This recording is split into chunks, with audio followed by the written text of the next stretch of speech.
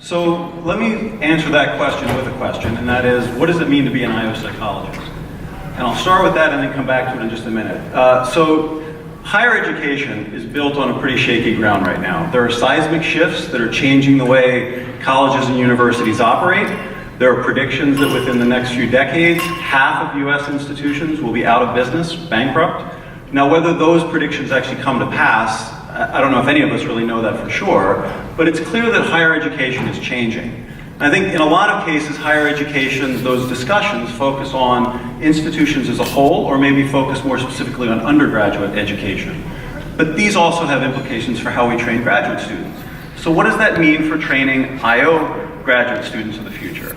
Obviously, that discussion is a lot more than 2 minutes and requires a lot of people at the table. We could talk about things like the way we deliver content, the way we deliver the educational experience, partnering with organizations and other institutions to deliver that training, maybe even inter-university collaborative relationships. But let me push those aside and just talk about one thing, multidisciplinarity, right? We see that as a wave of the future. A lot of us, I think, get conditioned to think that means we each get trained in our little boxes and then get put together to be a multidisciplinary team. But I just like us to think about intra-multidisciplinarity, right? That we all have different strengths that maybe we could learn a little bit about a lot of things. What would that training model look like? And what would that mean for what it would be to call ourselves IO psychologists? Are we still IO psychologists if we take half of our credits in computer science, half of our credits or coursework in health-related fields, or anything else you can imagine, law, physics, whatever it may be? When do we get to call ourselves IO psychologists, and maybe does that even matter so much? This is an age-old question.